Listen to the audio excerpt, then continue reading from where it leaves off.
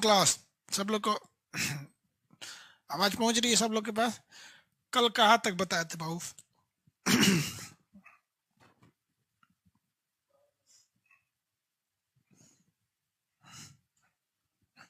चलिए बाबू, कल कहाँ तक बताए थे याद है? बहुत से लोग कह रहे हैं कि सर हम ज्योग्राफी में एडमिशन नहीं ले पाए। अरे भाई साहब, अब ज्योग्राफी में एडमिशन नहीं ले पाए, क्लोज हो गया एडमिशन। चलिए अब जितने लोग एडमिशन नहीं लिए उन सब लोग को बोलते हैं हम एक दो दिन के लिए अलाउ कर देंगे। एडमिशन ओपन करेंगे सर्वर को बैलेंस करने के बाद, तब समझ में आएगा ले लेने का। आप लोग को 20 बार बोलते हैं, अभी तक ले लेना चाहिए, तब तक पता नहीं क्या सो रहे हैं लोग। स्टार्ट करें। आज हम आपको यूएसएसआर, रूस इत्यादि के बारे में बताते हैं। सोवियत संघ से कितने देश टूटे? 15। 5 सेंट्रल एशिया, 3 काकेसस, 3 बाल्टिक देश, 3 बिना नाम के और 1 रूस। यहां हम आपको अब आगे समझाते हैं। देखिए ये ये 3 जो टूटे हैं सब, ये बाल्टिक देश से एस्टोनिया, लातविया, लिथुआनिया। ये बेलारूस, राजधानी में इसका क्या है? Minsk, Belarus. ये है मोल्डोवा, मोल्डोवा। और ये वाला एरिया है यूक्रेन। अब हम बेसिक आपको बताने जा रहे हैं यूक्रेन के बारे में। देखिए देखिए ये जो यूक्रेन है ना, जब यूएसएसआर टूटा था तो सबसे ज्यादा रूस को लॉस हुआ था तो यूक्रेन टूटने से। हालांकि और भी देशों को टूटने से लॉस हुआ था, लेकिन यूक्रेन बहुत ही ज्यादा इंडस्ट्रियल एरिया था, तो यूक्रेन जब टूटा ना तो रूस को बहुत ज्यादा लॉस हुआ था। लेकिन फिर भी रूस जो था, ये रूस ये कोशिश कर रहा था कि ये लोग रूस के फेवर में ही रहे। लोग ये क्या रहे? रूस के फेवर में ही रहे। लेकिन यूक्रेन धीरे धीरे यूरोप के फेवर में चला गया।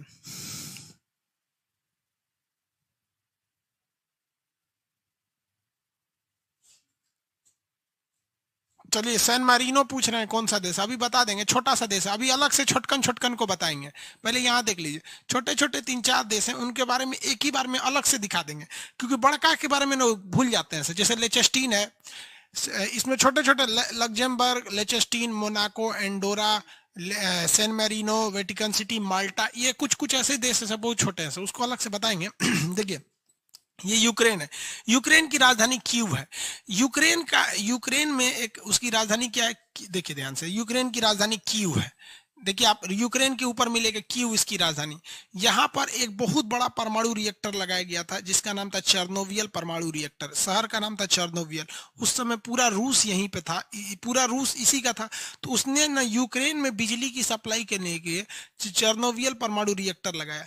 लेकिन उस रिएक्टर में ना विस्फोट हो गया वहां की इंजीनियरों की थोड़ी सी गलती से। जैसे कैसे गाड़ी स्टार्ट हुआ जाता है तो स्केलेटर धीरे धीरे लेना चाहिए, हुमच के ले लेंगे तो क्या होगा? तो बंद भी हो सकती है गाड़ी। तो इसे जरा हुमच दिया उसी में, यूक्रेन में चेर्नोबियल परमाणु दुर्घटना।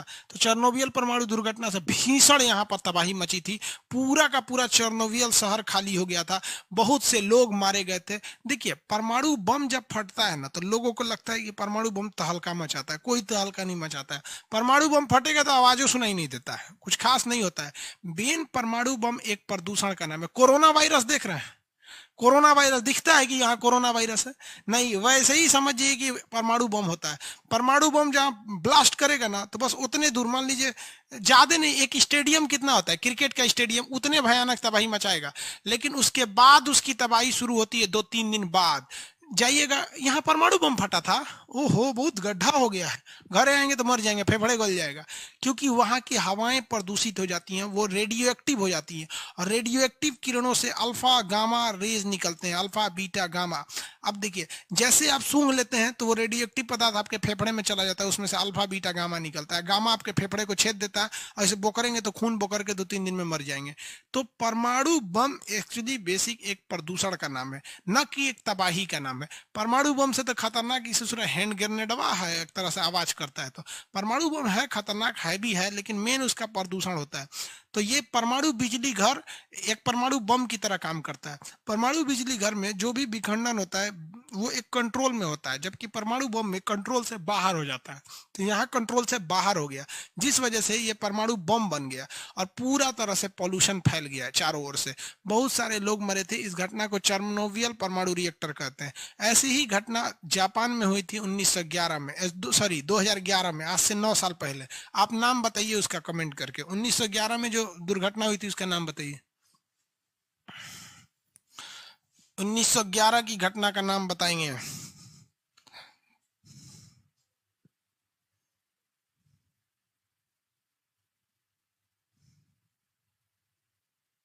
फुकुशिमा, वेरी गुड, बताए थे आप लोग को, फुकुशिमा परमाणु रिएक्टर, फुकुशिमा परमाणु रिएक्टर।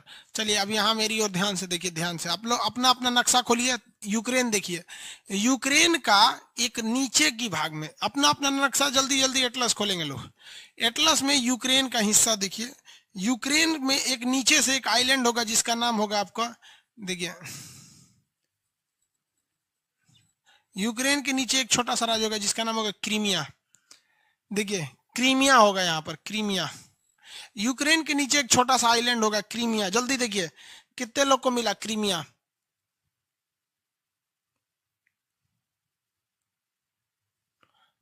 कितने लोग को मिला, फटाफट।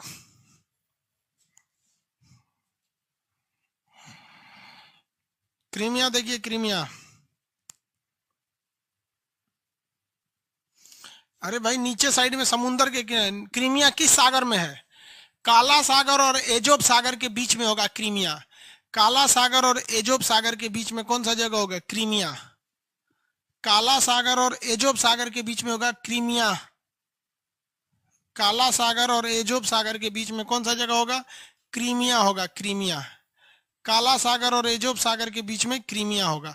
किसी को कोई दिक्कत नहीं है, काला सागर और किसके बीच में, एजोब सागर के बीच में क्रीमिया।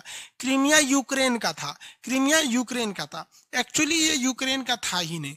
जब यूक्रेन यूएसएसआर का हिस्सा बन रहा था, यूएसएसआर का, तो यूएसएसआर ने इस क्रीमिया को अपने यूक्रेन राज्य में, इसको तो उसने अपना स्टेट बना दिया, उसको दे दिया था।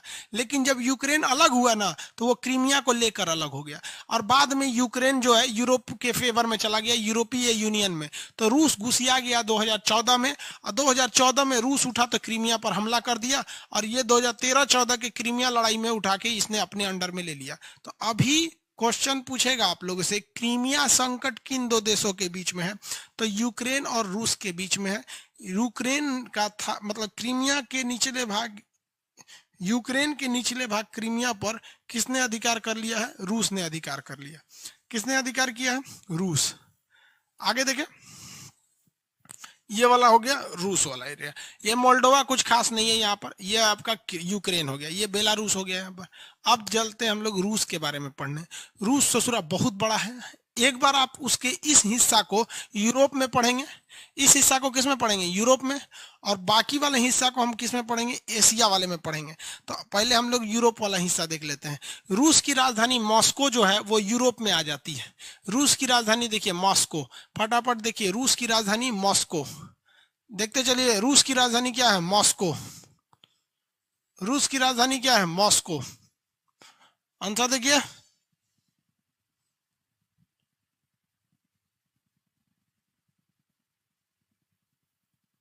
नहीं मिला। स्टेपी एक मरुस्थल है, यूक्रेन में एक मरुस्थल है जिसका नाम है स्टेपी, यूक्रेन में एक मरुस्थल है जिसका नाम है स्टेपी मरुस्थल। ये रूस की राजधानी क्या है, मॉस्को, रूस की राजधानी क्या है, मॉस्को, मिल गया।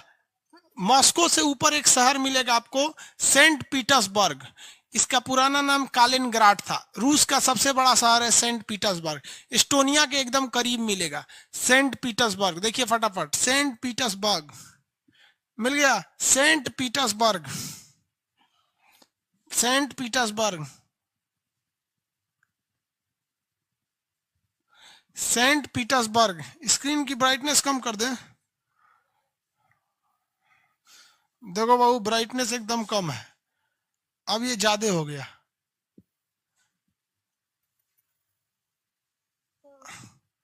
एकदम कम कर दिया। सेंट पीटर्सबर्ग मिल गया, रूस का सबसे बड़ा शहर सेंट पीटर्सबर्ग। सेंट पीटर्सबर्ग का नाम क्या है, कालिनग्राड, लेनिनग्राड। सेंट पीटर्सबर्ग का नाम क्या है, लेनिनग्राड। कितने लोग को याद है अभी तक कि इसी का एक छोटा सा यहाँ पर कालिनग्राड था, लिथुआनिया के नीचे, लातिविया लिथुआनिया ये था ना, एस्टोनिया लातिविया लिथुआनिया, इसके नीचे एक कालिनग्राड था।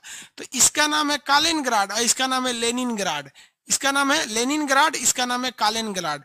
कालिनग्राड आपको मिल जाएगा लिथुआनिया के नीचे। आप लोग को जब बाल्टिक देश पढ़ा रहे थे तो बहुत से लड़कों ने उस टाइम ही इसको खोज दिया था, ये वाले एरिया को। तो ये जगह कौन सा हो गया भैया आपका, ये कालिनग्राड। और इसका सेंट पीटर्सबर्ग का पुराना नाम लेनिनग्राड था। पहले राजा वगैरह लेनिनग्राड में ही रहते थे। रूस का सबसे बड़ा शहर है लेनिनग्राड, जबकि रूस की राजधानी क्या है? मॉस्को। रूस की राजधानी मॉस्को।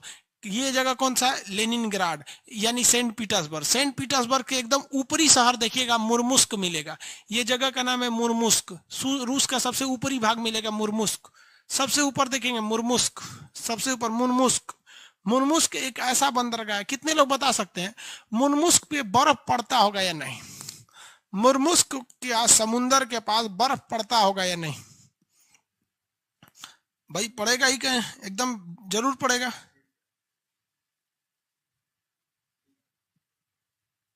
पड़ता होगा, जेन्युइन बात है। लेकिन यहाँ क्या पानी देखिए, पूरे जगह का पानी बर्फ बन जाता है, यहाँ का पानी बर्फ नहीं पड़ता है, क्योंकि एक समुद्री जलधारा आती है जो इसको गर्म कर देती है। अब ये यूपीएससी में क्वेश्चन पूछा था कि समुद्री जलधाराओं की उपयोग के बारे में बताइए। 25 नंबर का क्वेश्चन आता है यूपीएससी मेंस में। एगो क्वेश्चन लिख दिया, 25 नंबर फरिया गया। तो मेंसवा में तो और अच्छा खासा नंबर मिलता है। तो ये जो जगह है ये मुर्मुस्क है। ये रूस के ऊपरी भाग का इकलौता ऐसा बंदरगाह है जहां पे बर्फ नहीं जमता है। बाकी रूस के सारे बंदरगाहों पर बर्फ जम जाती है। इतना तो याद हो गया आप लोग को, मुर्मुस्क। अब ये देखिए, मुर्मुस्क के नीचे एक सागर होगा, सफेद सागर। देखिए ध्यान से देखिए, सफेद सागर। मुर्मुस्क के नीचे एक सागर होगा, सफेद सागर। सबसे मीठा पानी सफेद सागर क्या है? मीठा पानी का मतलब साफ पानी, सफेद सागर। देखिए श्वेत लिखा होगा, व्हाइट सी। इंग्लिश वाले क्या देखेंगे? व्हाइट सी। ये है जगह इस रूस का। यहां पर मिलेगा आपको सफेद सागर या व्हाइट सी। सफेद सागर या व्हाइट सी। सफेद सागर या व्हाइट सी मिल गया। फटाफट आंसर देखेंगे लोग, फटाफट। मिला कि नहीं मिला? सफेद सागर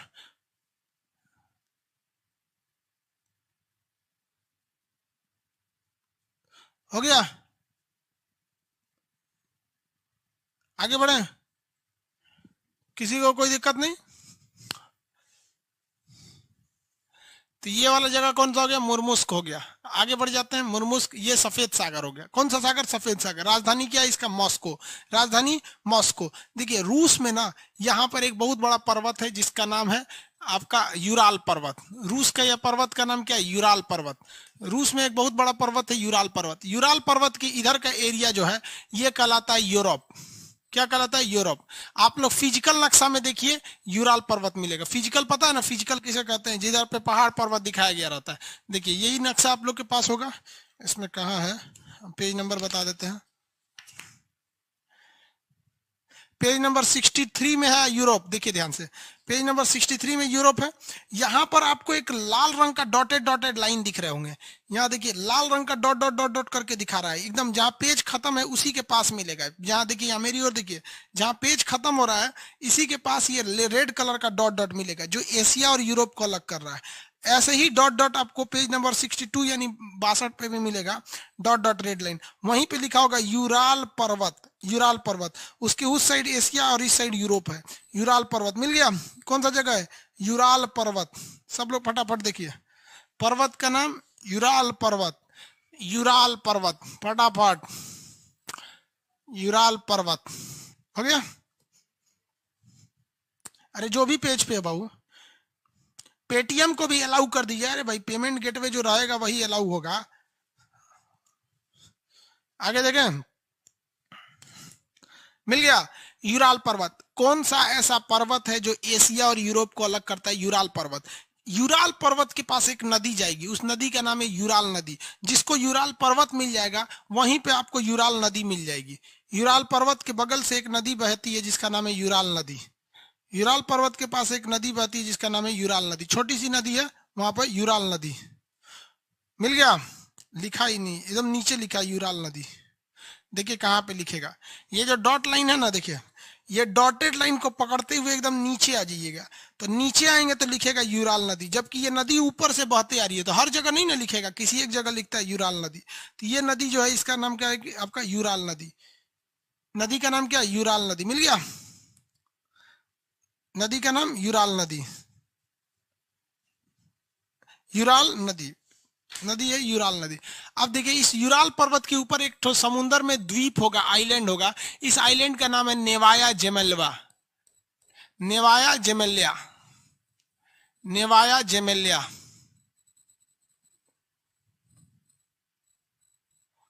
नेवाया जेमेलिया।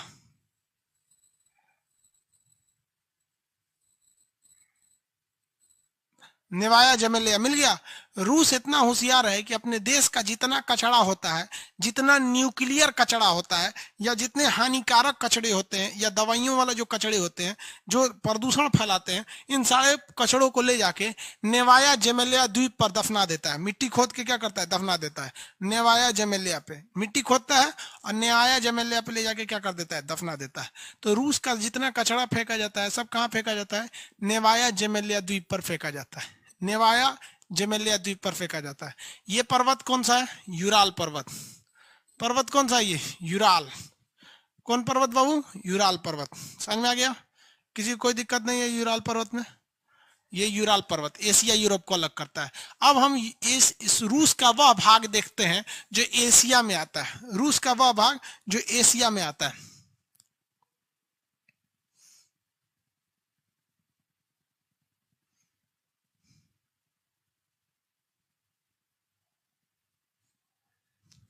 आगे देखें, दरोगा वाला बैच मंडे से रीस्टार्ट कर देंगे। एक्चुअली क्या था, दरोगा वाला बैच वो इंपॉर्टेंट क्वेश्चंस रहते हैं, उसको पहले डिस्कस करने का मतलब दिक्कत हो जाता है। अब उसका जो आधा पार्ट बचा हुआ है उसको मंडे से स्टार्ट कर देंगे, रीस्टार्ट शाम 6 बजे से। चलिए अगला देखते हैं हम लोग। दरोगा वाला मंडे से फिर से कर देंगे। एशिया वाला भी यहाँ हम आपको पूरा रूस दिखा देते हैं, जबकि आपके पास आधा ही रूस दिखेगा। आप अपना एशिया वाला रूस खोलिए जहां पे आपको पूरा रूस मिलेगा। आप अपने पेज के हिसाब से खोल लीजिए एशिया, वहां आपको बाकी का रूस मिल जाएगा। हम तो यहाँ बना दिए, हमको तो रूस पूरा का पूरा एरिया मिल गया। ये रूस पूरा मिल गया यहाँ पे। इतना बड़ा है। दुनिया का सबसे बड़ा देश कौन सा है, रूस, यूरोप में पड़ता है। और दुनिया का सबसे छोटा देश वेटिकन सिटी, वो यूरोप में पड़ता है। जितना बड़ा का छोटा सब यूरोप में पड़ते हैं सब। यहाँ देखिए ये रूस हो गया। ये कौन सा पर्वत हो गया, ये पर्वत हो गया यूराल पर्वत। अब इसके इधर जो रूस पड़ता है वो भले रूस का 70% एरिया है, लेकिन इसकी राजधानी मॉस्को किधर है, यूरोप में है। इसलिए रूस को यूरोप का कंट्री गिना जाता है। रूस को यूरोप की कंट्री, उसका कल्चर भी यूरोप से मिलते रहता है। देखिएगा ना आपको ये वाला एरिया, इसे हम लोग साइबेरिया कहते हैं। ये टोटल एरिया क्या कहलाता है, साइबेरिया कहलाता है। टोटल एरिया क्या कहलाएगा, साइबेरिया। साइबेरिया ठंड के लिए बहुत ज्यादा भयानक फेमस है। साइबेरिया किस लिए फेमस है, ठंड के लिए। साइबेरिया किस लिए फेमस है, ठंड के लिए। साइबेरिया का सबसे बड़ा शहर यहाँ पे व्लादिवोस्टॉक है। नीचे में देखिए एकदम इस साइड में कोरिया के पास जाके व्लादिवोस्टॉक, कितने लोग देख सकते हैं व्लादिवोस्टॉक। फटाफट देखिएगा साइबेरिया का सबसे बड़ा शहर कौन सा है, व्लादिवोस्टॉक। देखिए फटाफट जल्दी जल्दी देखिए, व्लादिवोस्टॉक सबको मिल गया।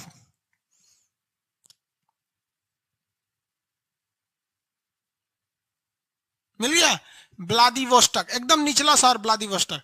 कितने लोग बता सकते हैं अभी हाल ही में किस देश ने व्लादिवोस्टॉक पर अपना दावा ठोक दिया था, किस देश ने व्लादिवोस्टॉक पर अपना दावा ठोक दिया था। हाल ही में किस देश ने व्लादिवोस्टॉक पर अपना दावा किया,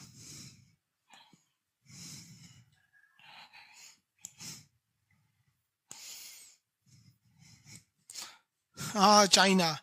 चाइना ने बोला था, वही चोट्टा को सब चीजें होकर अपन लगता है, चाइना है। समझ में आ गया कि नहीं।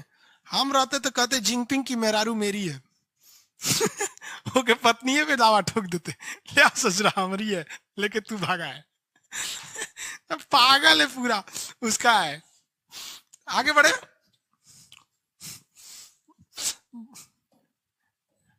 किसी को कोई दिक्कत नहीं ना। साइबेरिया का सबसे बड़ा शहर कौन सा है, व्लादिवोस्टॉक है। साइबेरिया का सबसे बड़ा शहर व्लादिवोस्टॉक। कितने लोग बताएंगे साइबेरिया में ठंड पड़ता होगा या गर्मी, साइबेरिया में ठंडी या गर्मी, फटाफट आंसर दीजिए। साइबेरिया में ठंड पड़ेगा या गर्मी पड़ेगा,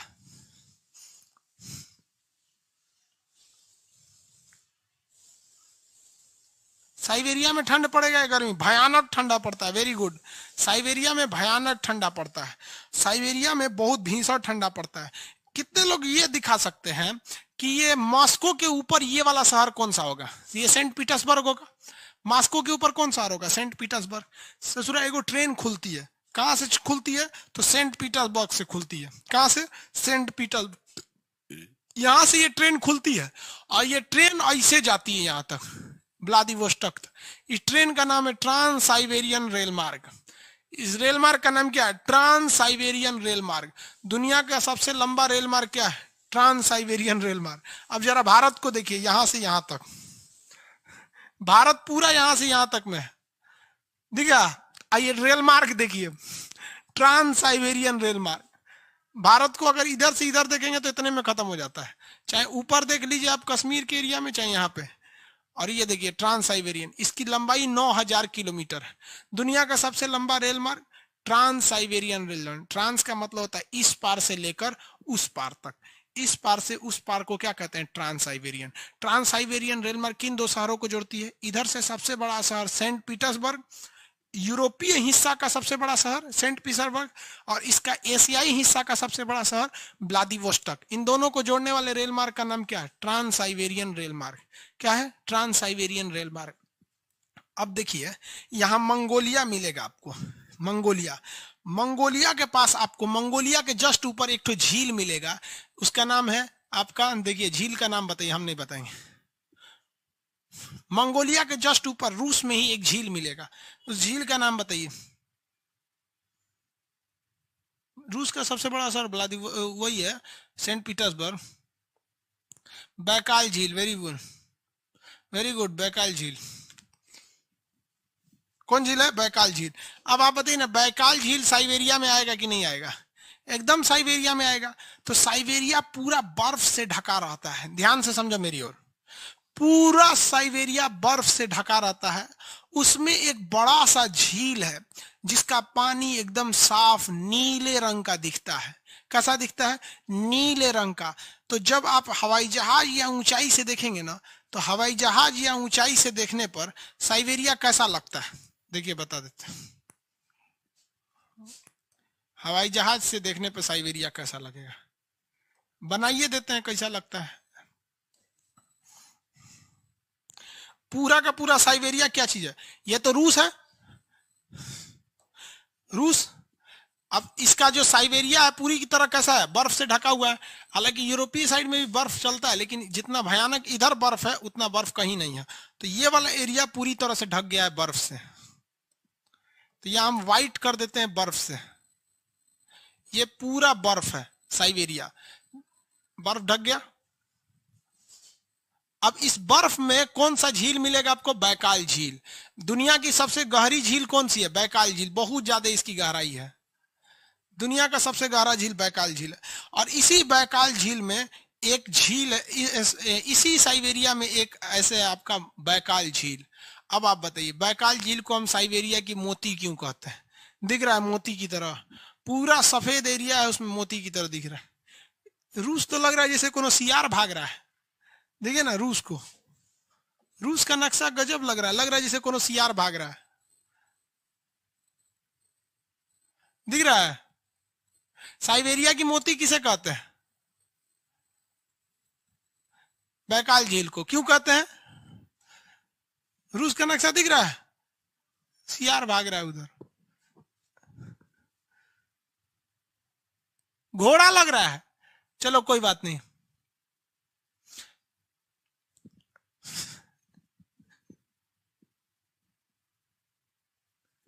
आगे बढ़ जा, किसी को कोई दिक्कत नहीं। साइबेरिया की मोती बैकाल झील, सबसे गहरा झील बैकाल झील, सबसे ठंडा झील बैकाल झील। साइबेरिया की मोती बैकाल झील, साइबेरिया की मोती, साइबेरिया की मोती बैकाल झील। साइबेरिया में तो ठंड पड़ता ही पड़ता है। साइबेरिया के ऊपर यहाँ पर सबसे भयानक ठंडा पड़ता है जिसको कहते हैं बरखोयांश। सबसे ज्यादा ठंडा कहाँ पड़ता है? बरखोयांश। यहाँ एक पर्वत है जिसका नाम है बरखोयांश पर्वत। रूस का सबसे ठंडा पर्वत कौन सा है? बरखोयांश पर्वत, बरखोयांश पर्वत। कौन सा पर्वत? बरखोयांश पर्वत। रूस का सबसे बड़ा शहर कौन सा? सबसे ठंडा शहर बरखोयांश। रूस का सबसे ठंडा शहर बरखोयांश। मिल गया। रूस का सब मिलेगा ही नहीं आप लोग को, छोटा सा शहर है, ठंडा है। -60 डिग्री पड़ता है, -80 डिग्री चला जाता है। इकोनॉमिक्स भी पढ़ाइए, सब पढ़ाएंगे बाबू, पहले ही पढ़ लो ना आराम से, एक के दिन सब नहीं ना पढ़ लोगे, इकोनॉमिक्स पढ़ाइए। चलिए, इकोनॉमिक्स हमको पता है, तू कहीं पढ़ ले समझ में ना आता है इसीलिए लड़का कहता है सर आप इकोनॉमिक्स पढ़ा दीजिए अरे इकोनॉमिक्स बहुत इजी है, बहुत मजा आता है लोच पढ़ने में, मांग पढ़ने में, प्रतिफलन पढ़ने में, या फिर डेविएशन पढ़ने में, बड़ी इजी होता है इकोनॉमिक्स। लेकिन जब समझेंगे तब, नहीं तो बहुत हार्ड हो जाता है। अब रूस का पुराना वाला नक्शा खोलिए, तो रूस का पुराना वाला नक्शा, कौन पुराना वाला नक्शा, तो जो यूरोप में पड़ा था, रूस का वह एरिया जो यूरोप में पड़ा था, ये वाला एरिया कहाँ पड़ा था, यूरोप में, यूरोप में पड़ा था ना। रूस का निचला भाग जो है ना यूरोप में, यहाँ पर निचला भाग देखिए, यहाँ पर काला सागर मिलेगा और एक और कैस्पियन सागर मिलेगा। रूस के निचले भाग में एक और काला सागर, एक और कैस्पियन सागर मिलेगा, इसमें है कि नहीं है, देखिए फटाफट पेज नंबर 60 इस वाले बुक का, इस वाले बुक का पेज नंबर 63। अब यूरोप वाले रूस पे आ जाइए, यूरोप वाले रूस पे जल्दी आ जाइए फटाफट, यूरोप वाले रूस पे आइए फटाफट। और उसका सबसे निचला भाग देखिए, उसके एक और काला सागर होगा, एक और कैस्पियन सागर होगा। देखिए हम रंग दिए, रूस का सबसे निचला भाग, एक और काला सागर, एक और कैस्पियन सागर, मिला, फटाफट आओ भाई, मिल गया, हो गया। इस राज्य को हम कहते हैं चेचन्या। चेचन्या भी टूटना चाहता था रूस से, जिस तरह से रूस से कितने देश टूट गए, 15 देश, वैसे ही रूस से यह टूटना चाहता था चेचन्या। क्या टूटना चाहता था, चेचन्या। लेकिन रूस ने चेचन्या में इतना बम मारा, इतना बम मारा जिसका कोई हद नहीं। उस समय की बात है 1999, जब आज से 21 साल पहले रूस का सलाहकार होता था व्लादिमीर पुतिन। वो क्या था, सलाहकार था। उसने मंच पर आकर घोषणा किया, क्या देखिए इतना खतरनाक था वो, यहाँ चेचन्या के लोगों को पैसा दिया, कहा कि आके यहाँ पर मास्को में बम मार दो। उन लोग मास्को में बम मार दिया। अब इसको बहाना मिल गया, ये क्या किया, सलाहकार था, इसने खुद आदेश दिया, जैसे अजीत डोभाल कैसे हमारे सलाहकार है, आर्मी को आदेश दिया कि जाके चेचन्या में मारो, और कैमरा लगवा के लाइव इनकाउंटर किया। मास्को के लोग खूब खुश, क्योंकि भाई कोई भी बदला लेगा खुश। अब इसकी लोकप्रियता बढ़ गई, प्रधानमंत्री बन गया, 10 साल प्रधानमंत्री बना, फिर 10 साल राष्ट्रपति बना। अभी संविधान में संशोधन कर दिया कि 1935 तक हम, 2035 तक हम ही रहेंगे। सोचो 2000 से लेकर 2035 साल रहेगा मुगल बादशाह अकबर, किसी को कोई दिक्कत नहीं है। ये राज्य कौन सा है, चेचन्या। तो चेचन्या को ना रूस क्या कहता है कि आतंकवादी संगठन है सब। अब ये चेचन्या के लोगों को बड़ी मार मारता है, तो चेचन्या के लोग इधर उधर भाग गए हैं। इसी चेचन्या का था एक ठो ससुरा जो फ्रांस में जाके सर काट दिया।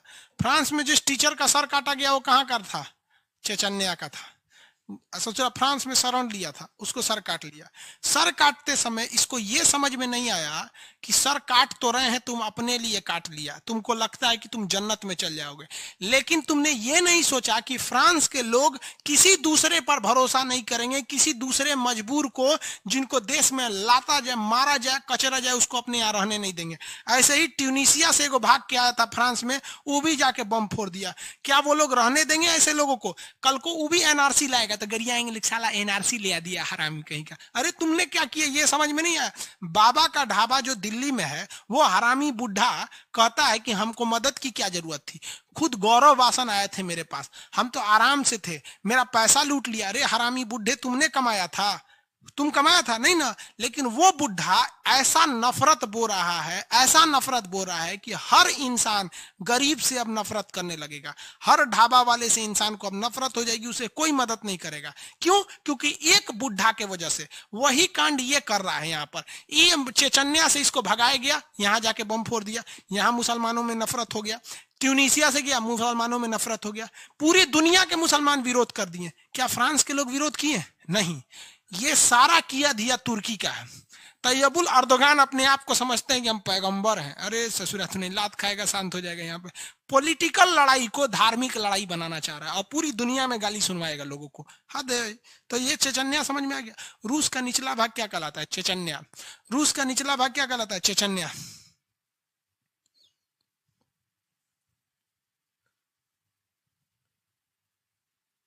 %90 student doing unnecessary chat. Chat off कर दीजिए। कोई सीबीएसई बोर्ड का लड़का, उसका नाम देखिए कौन बोल रहा है। 90% डूइंग सीबीएसई बोर्ड का है वो, उसको इन अच्छा बात। रोहित कुमार, बहुत अच्छा बात है।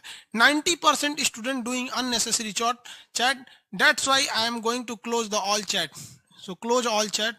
यस, शांतिमय वातावरण हो गया, शांत एकदम, कोई चैटिंग तैटिंग नहीं, सोचा चैट पे चैट मारता है, चैट मारे, सब बाबा का ढाबा वाला है।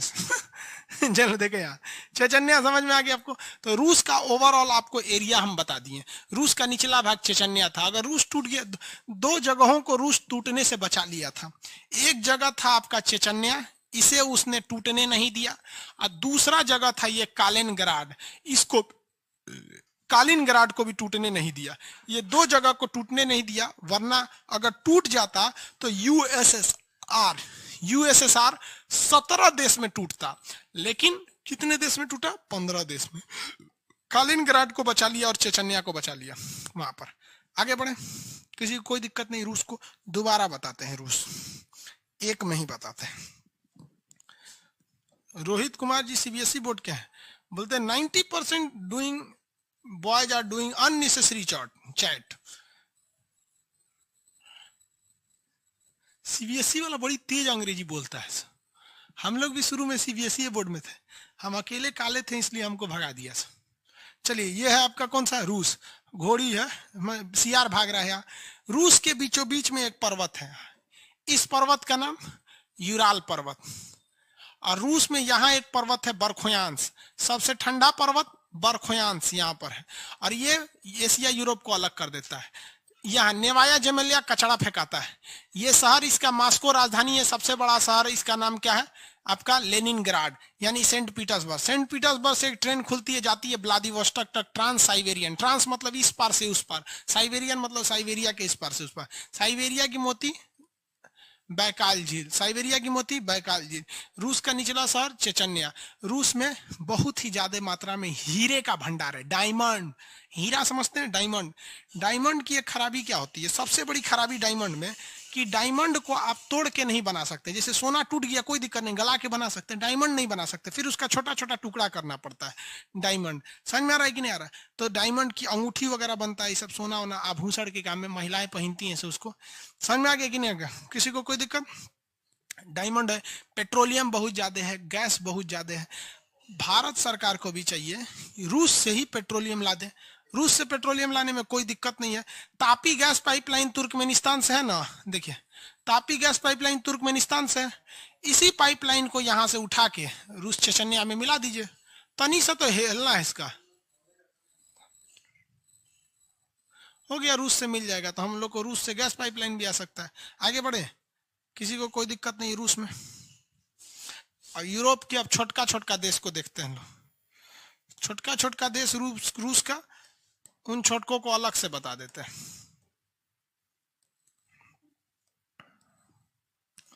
देखिए,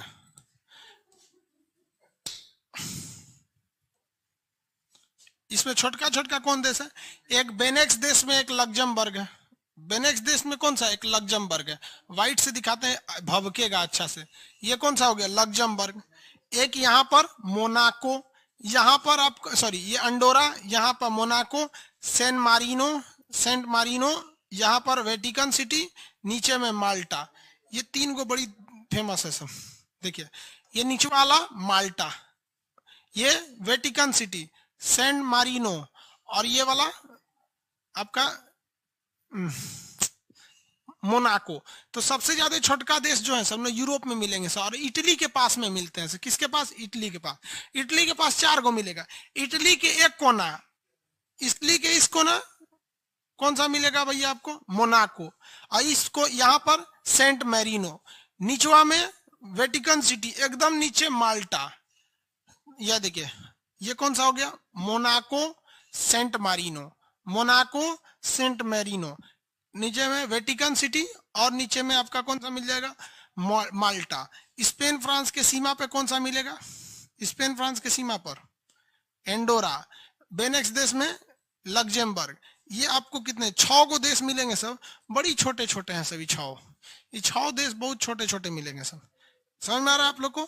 यहाँ पर आप अपने नक्शा में खोल के देखेंगे, ये नक्शा है, हम आपको सब दिखा देते हैं। देखिए, इस नक्शा में इटली है, यहाँ देखिए इटली है, इटली के नीचे यहाँ मोनाको मिला, इटली के नीचे मोनाको। इटली की इस साइड देखेंगे तो सैन मारिनो, सैन मारिनो, और उसके नीचे देखिए वेटिकन सिटी, ये देखा वेटिकन सिटी। वेटिकन सिटी से नीचे आएंगे तो एकदम नीचे मिलेगा माल्टा, समुद्र में एकदम नीचे माल्टा मिल गया। ये छोटे छोटे देश हैं यूरोप के, ये छोटे छोटे देश, किसी को कोई दिक्कत नहीं। यूरोप के बड़े देश हो गए सब, यूरोप के छोटे देश हो गए सब। ये है आपके छोटे देश। छोटे देश का ग्रुप देखें, फ्रांस के ऊपर में, फ्रांस के नीचे में। कैसे याद रखेंगे देखिए, छोटकन को याद रखिए। फ्रांस के ऊपर लग्जमबर्ग, फ्रांस के नीचे एंडोरा।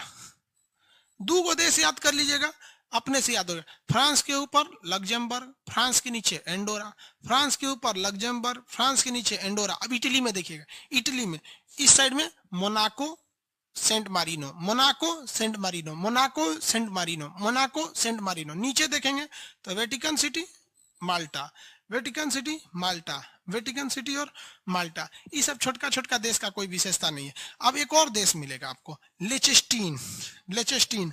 सब छोटकन छोटकन को अलग से देखते चलिए। लिechtenstein, अब ये फ्रांस से देखिए, फ्रांस के ऊपर लग्जमबर्ग, फ्रांस के बगल में लिechtenstein, सॉरी लिechtenstein फ्रांस के बगल, इटली के पास। फ्रांस के नीचे ये वाला एंडोरा। इटली के इस साइड में मोनाको, इटली के ऊपर लिechtenstein, इटली के इधर सेंट मारिनो, इटली के पास आपका वेटिकन सिटी, इटली के नीचे माल्टा। इस ससुरा छोटका छोटका बड़ी खचरा है। ये Malta, Vatican City, Saint Marino, लिechtenstein, मोनाको, एंडोरा, लग्जमबर्ग। ये आपको देश जो है 7 गो, ये बड़ी छोटे छोटे हैं सर, डिस्टर्ब करता है सर। फ्रांस के ऊपर आंसर देंगे, फ्रांस के ऊपर, फ्रांस के ऊपर लग्जमबर्ग, फ्रांस के नीचे एंडोरा, फ्रांस के ऊपर लग्जमबर्ग, फ्रांस के नीचे एंडोरा। इटली के ऊपर लिechtenstein, इधर में मोनाको, उधर में सेंट मारिनो, नीचे वेटिकन सिटी, एकदम नीचे माल्टा, एकदम नीचे माल्टा। चलिए ऐसे देखिए, प्रैक्टिस के लिए ऐसे देखा जाता है। ये फ्रांस है, फ्रांस, और इधर में आपको इस तरह से मिलेगा, ये शेप में इटली, इटली, इटली। यहां पे ऊपर में लग्जमबर्ग, नीचे में एंडोरा। इटली के इस साइड में मोनाको, इटली के ऊपर में लग्जमबर्ग, लिechtenstein, इटली के इस साइड में सेंट मारिनो, इटली के यहाँ पर वेटिकन सिटी, और नीचे में माल्टा।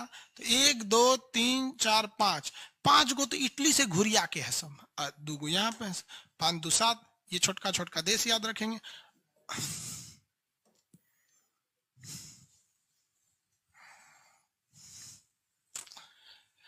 यूरोप में कितने देश हैं?